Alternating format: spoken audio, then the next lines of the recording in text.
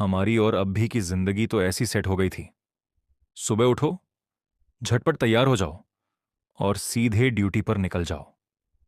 Hospital की life इतनी busy थी कि नाश्ता भी कभी रास्ते में, कभी बॉक्स में। अभी के डिपार्टमेंट में जोया मैम थीं, इतनी सपोर्टिव कि कभी कभी लगता था हॉस्पिटल नहीं, होम ट्यूशन चल रही हो। और मेरी लैब में प्रभारी थे अभिमन्यु जी। चेहरे से सख्त, दिल से सख्त, प्लस 10%। साथ में कंप्यूटर ऑपरेटर अक्षु, जिसे हम प्यार से अक्षु बहना कहते थे। लैब और ब्लड बैंक पास पास थे, इसलिए हम सब खुद को एक ही फैमिली समझते थे। खाली समय में मैं भी लैब में नई नई चीजें सीखने चला जाता था। और इसी चक्कर में एक दिन इतिहास बन गया। सैंपल वाला साइंटिफिक हादसा। लैब की एक छोटी सी मैडम थी, वर्षा जी।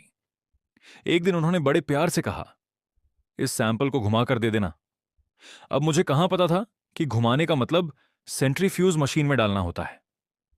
मैंने अपने दोनों हाथों को ही मशीन बना दिया और सैंपल को ऐसे ऐसे घुमाया जैसे बच्चे पटाखे वाली चक्री घुमाते हैं। फटाफट घुमाकर पूरे आत्मविश्वास से मैम के हाथ में पकड़ा दिया।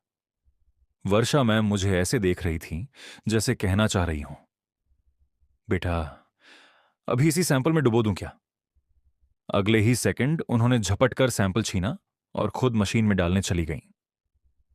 मैं बस खड़ा था, जैसे एग्जाम में गलत पेपर दे आया हो। मैं भागकर जोया मैम को बताने गया।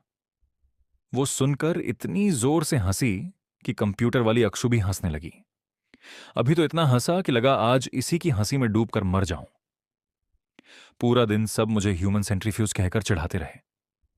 शाम को हम रूम पहुंचे। अभी ने चाय बनाई और हमने वही सैंपल वाला किस्सा फिर से याद किया।